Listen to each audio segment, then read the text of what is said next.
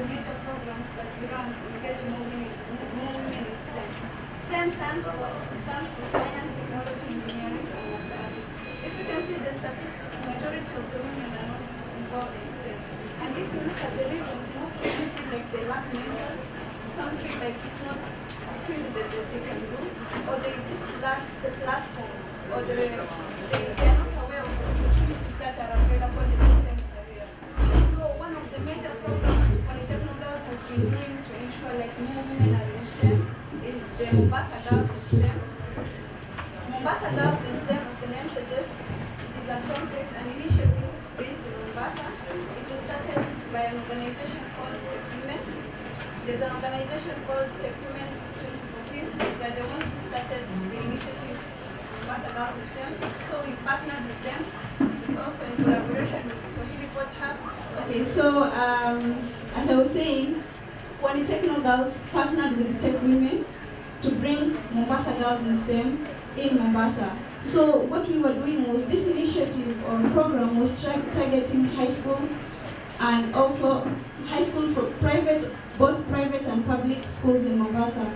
We involved in 2016, the project was launched in 2016, and we engaged almost 12 high schools with over 200 girls in Mombasa. So we were targeting both, of course, the private and the public sector. And the main reason and the main objective behind the whole STEM program was to ensure that more girls are aware of the STEM careers. We know that there are so many talks, there are so many career talks that usually happen at school. These girls are teenagers. As they're growing up, they need something that they can actually feel and touch and feel like, I want to do science, or I want to do technology, or I want to do. So career talks are not enough to ensure that more women are in STEM. So that's the reason why Mombasa Girls in STEM came into play. In 2016, we targeted 12 high schools in Mombasa with over 200 girls, and also we did it again in 2018, and we targeted 12 high schools again, and with over 250 girls in Mombasa. We used to visit the schools. We had mentors and trainers. We visited the schools, training them on different curriculum that we prepared based on STEM again. And the girls were able to tackle the community problems that Mombasa is facing. Like one of the problems that Mombasa is facing currently is the break of epidemics like chikungunya, and we also have the garbage problem, of course. And we also have so many problems in Mombasa, and we felt like we can engage these girls at an early stage to use the idea of the design thinking concept to come up with solutions for girls. So we have also some of our alumni here. We have some of the alumni from Mombasa Girls in STEM, girls who benefited from Mombasa Girls in STEM. And once they went through that program, now they are mentors. In 2016, they were trainees. They were being trained.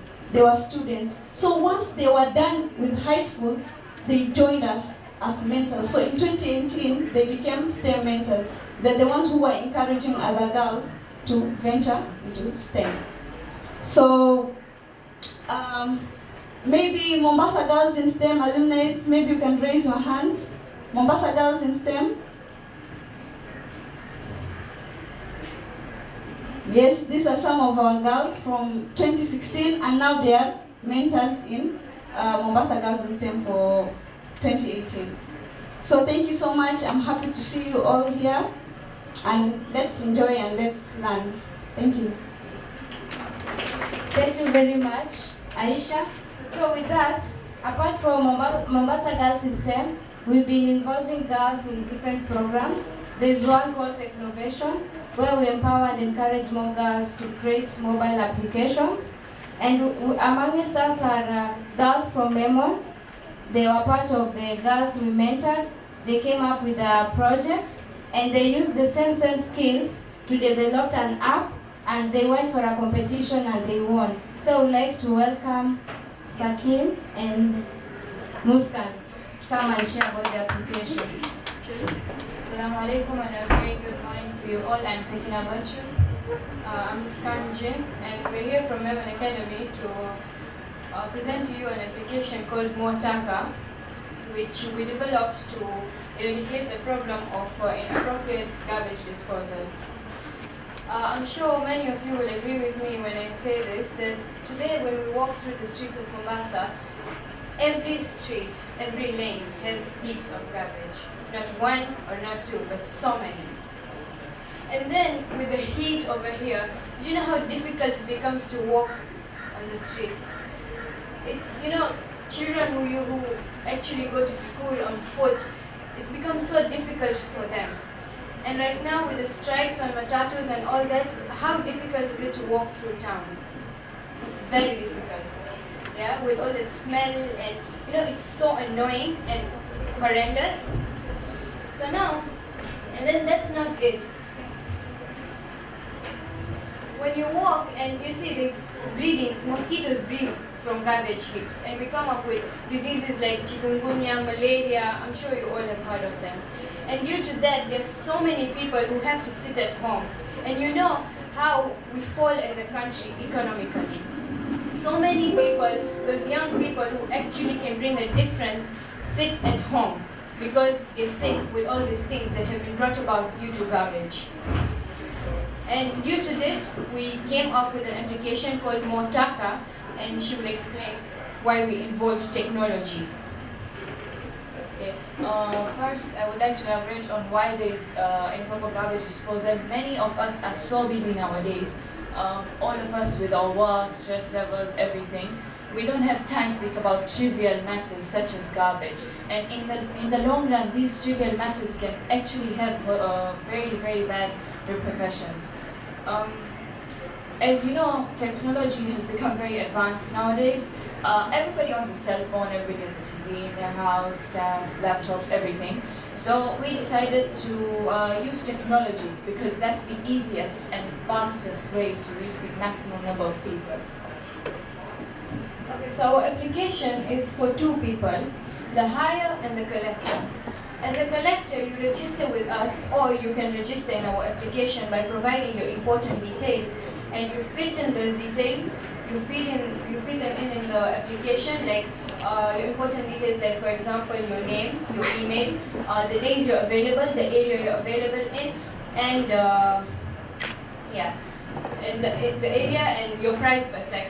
Like price per sec differs because like somebody who comes to collect garbage may be using mkokoteni to transport it up to the dump site. Like you see our garbage disposal, like sometimes when we see at home, okay, yes, somebody is coming to collect my garbage. They collect it, we do not know where they are taking it. We do not have an idea. They might be just throwing it outside our house, and it does affect us. We do not know it. Yes, I got rid of the problem, it's not in my house at least. But then we do not know. Our children fall sick, we fall sick, our grandparents, everyone falls sick. We do not know, it's our own fault. We cannot blame it on other people because we do not take care of this. So now, there's the collector side where people can register. Like for example, if you do not have a job, so you can register with us, you put in your name and your password, your email or whatever, and then the days you're available, the area you're available in, and the price per se. Now after you put in that information, you wait to be linked in with a collector.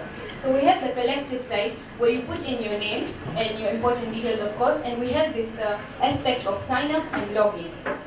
Now why we put this aspect is that sometimes, when we are like, okay, let's say, all of us, it's not like a must that Mombasa is our hometown. We have other hometowns like Kakamega and so many different places. So for example, you're using this application over here and you go back there and, oof, I've forgotten my phone, how am I going to work this out? You can log into somebody else's phone and it's so easy to work. Like if you're a family, you can just use one account. Yeah? So now, after you've put in the information, you put in the area you are in again, like as the person who wants to hire this service, the area you are in, the days you want your garbage to be collected, and the number of sacks or whatever, yeah? So after that, you're linked in, like with a collector. This collector is in this area and you are in this area. You want your garbage to be collected on certain days, as well as the collector is available on those days. So you're linked up and your garbage is collected right from your doorstep. And the good thing about this application is that you actually come to know that your garbage is being disposed of at the correct dump sites, yeah? like proper dump sites like maybe Kibarani or all that. Now our application just doesn't do this, it also provides education for proper disposal of garbage, so you can actually learn that it is important to do all this. Secondly, we have this, which I just explained is the main part of our application. And thirdly, if you do not still want to use our service, it's not a must for you guys to use our service, but then the main thing is that usually we care about our country as patriotic citizens. So there's this other place where there's dump sites. Our application provides dump sites, and in those dump sites, maps, sorry. So there's maps, and they provide the dump sites, so you can see where the dump sites are, and you can go and dispose your garbage. And then lastly, there's this context of authorities you are given, whom you can call in case you're just passing through a lane in Mombasa and you see an oil spillage or something. You're given numbers like numbers of authorities and dignitaries who you can actually contact directly.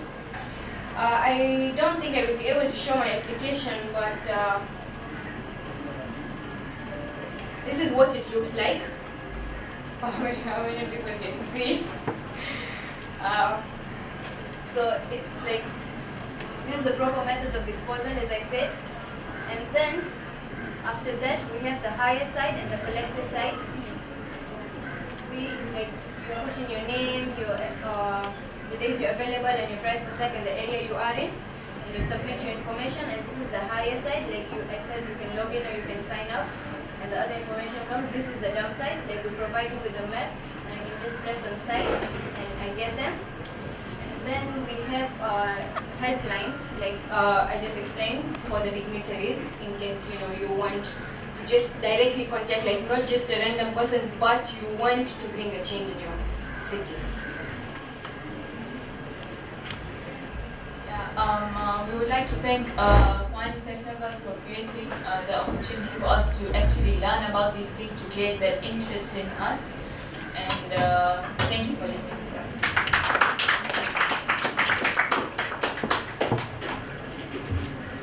Okay, thank you very much. These girls, we just went to their school during a challenge and we trained them on using MIT App Inventor on how to create applications, and we are so proud of them. They used the same knowledge that we trained them and applied it in a different competition, and they won. Let's just clap for them again. Yes. Just an addition, it will also be good if when they come, they can be able to give room where we can ask questions, at least whereby they can improve more on their apps or programs that they develop. Did you have a question in mind you want to ask them? Yeah. Yes, Muskan, you can come back. My first question will be, how are you going to create income from it? Because now you have mentioned there is a collector side, and there is now me as the person who has the garbage, and I would like to use that service, but I find myself like more connected to the collector. So how are you going to make income, you as the person who created the problem? All of us know of Uber, don't we? So it's a similar thing to Uber. Like Uber, the way we, in fact, we wanted to create a system, it's a future amendment though, that people pay online, like M-Pesa is, widely spread. And when they do it through M-Pesa, then the collectors either can get wages or salaries from us then. And the places you plan in future to situate, because I saw your map, it contained like the whole world. Let's say now Mombasa in itself, we have so many places, Bamburi, Nyali. How are you going to make sure you reach these areas?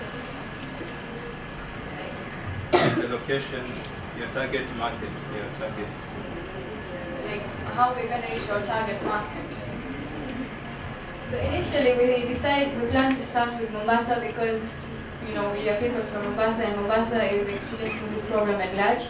That's why we decided to start with Mombasa, and then I'm sure obviously we as school students cannot manage it on our own, and hence we decided to either look for investors who can invest, or we can maybe partner up with a big company like Safaricom or something and go ahead with this.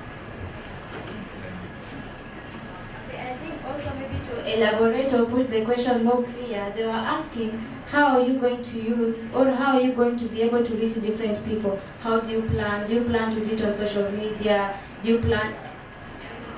Yeah, we even created a page on Instagram, though it was just for the competition because we've not yet started this.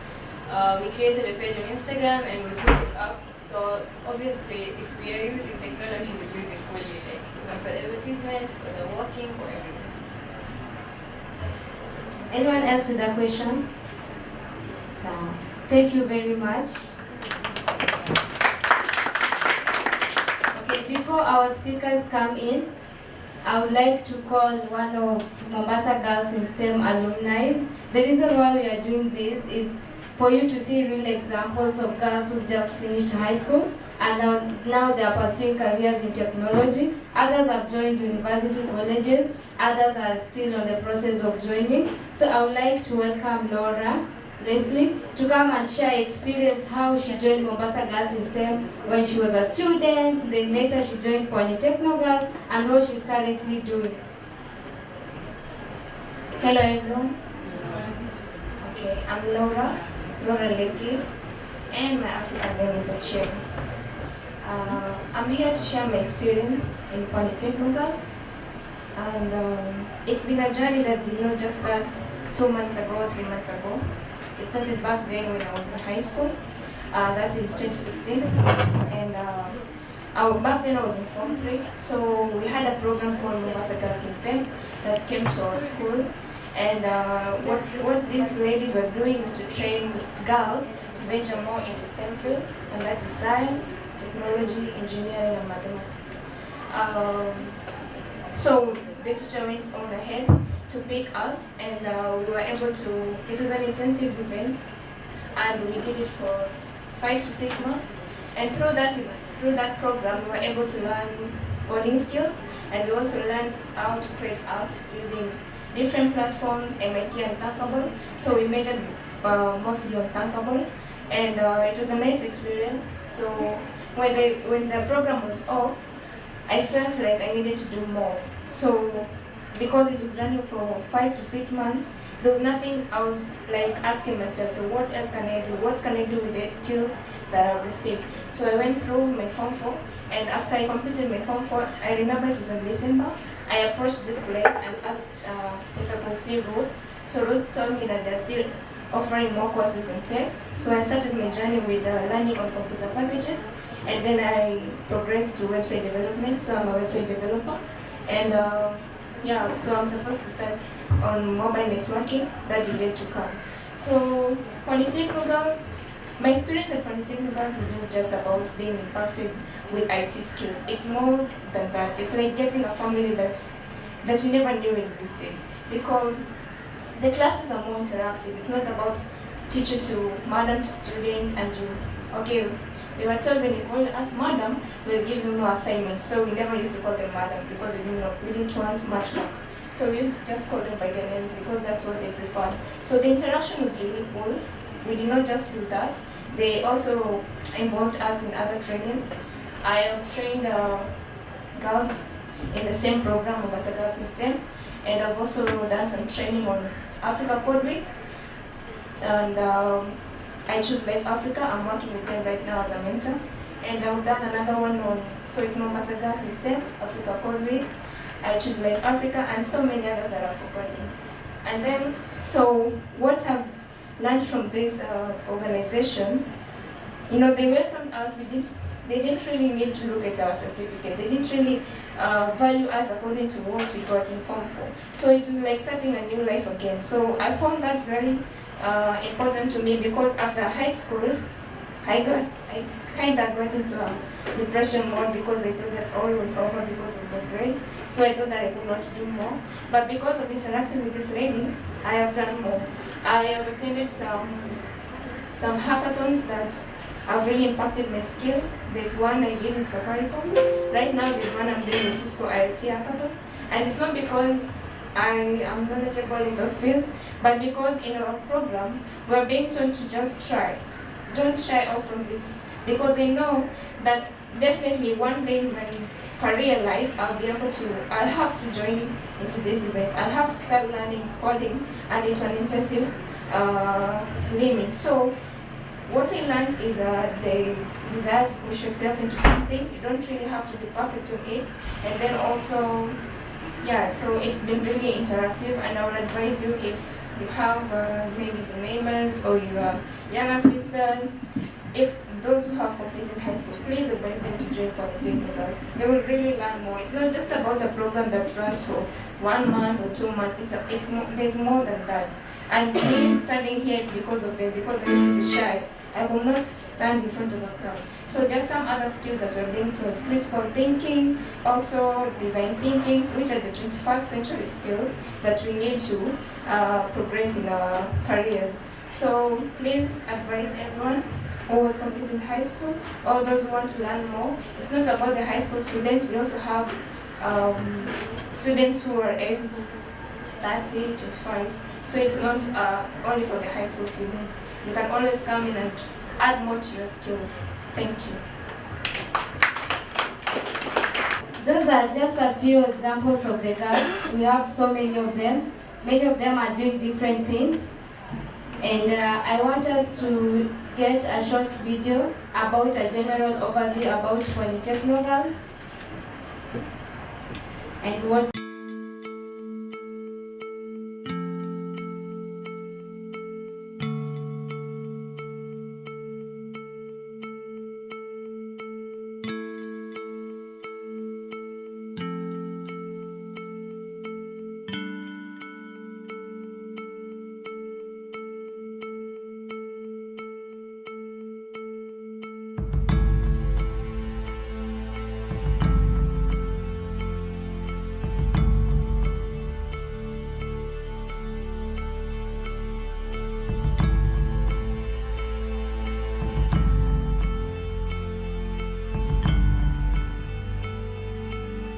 My name is Aisha Abdul Kadir.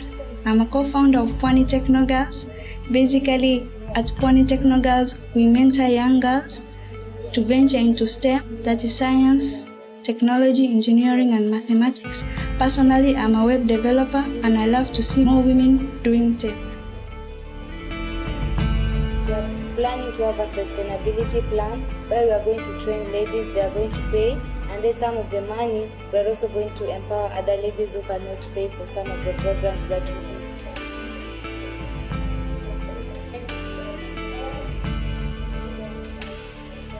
And then after that, you can say, there was a time we were doing like a training here at Swahili Board. It was only for the ladies, but we found like even men were reaching me out through the social media. So like they really wanted to attend the training. We didn't lock them out, so we had to bring them in. Nobody is joking because they were taught by a woman. No, they're not joking because they believe in our skills, they know what we do. So they always follow what we tell them.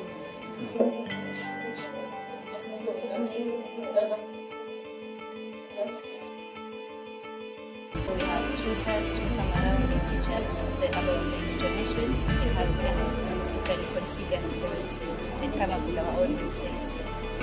I'm just here to get how to create these websites, how to create applications as a woman in technology.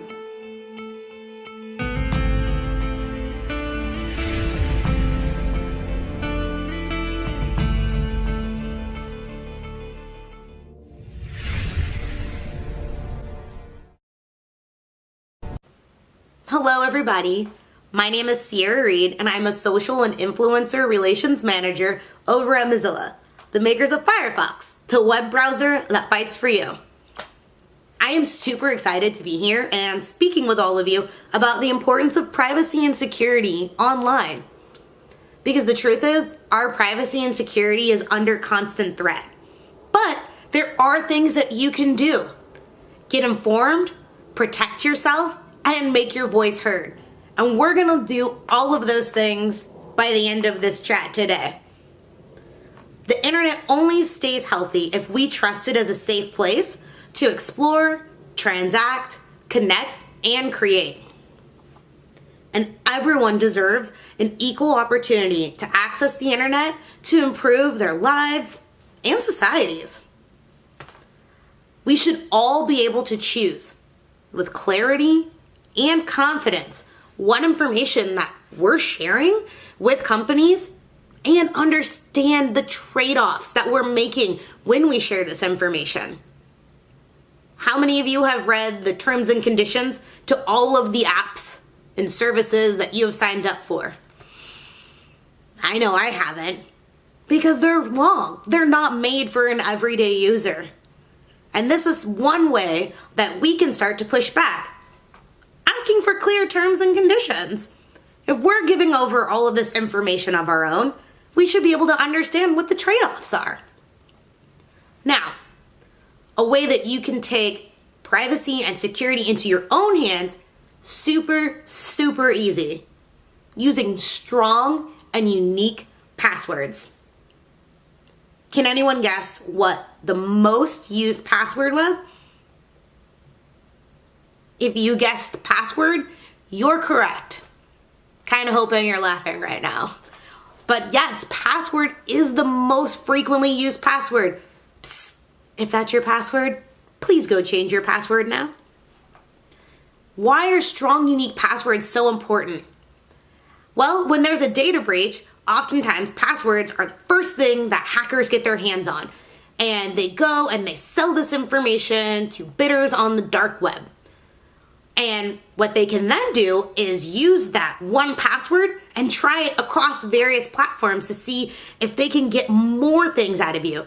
They can log into your information to try and buy something. They can open accounts within your name. And nobody wants that, right? So, how can you create strong and unique passwords? A couple of easy ways. One way, by using a unique passphrase. For example, Canon Sparkle #26 unicorn. Now that is something unique to me. And no, don't worry, it's not my password. But using phrases that are unique to you and only you understand and know is a way to protect your information. Another thing you can do is use did I hear it? That's right, you can use a password manager. Two of my favorites just happen to be OnePass and LastPass. And what they'll do is store all of your passwords in one place so that you don't have to think about it.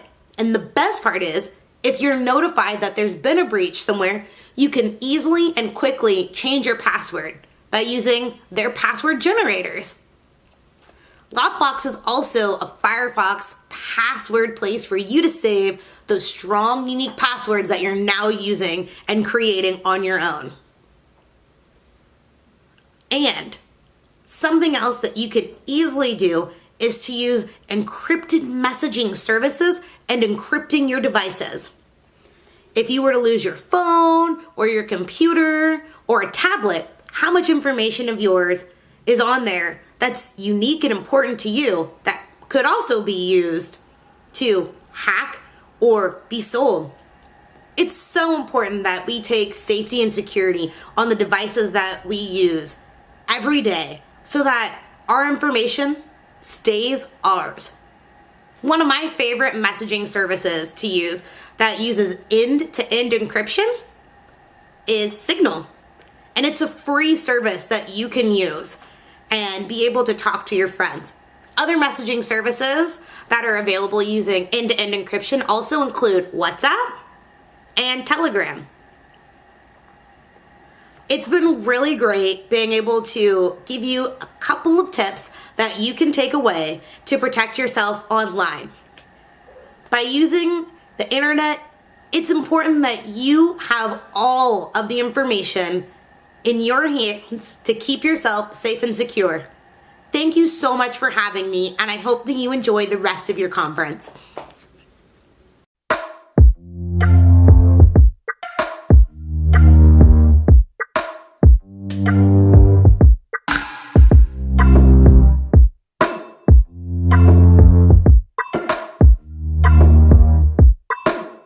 you.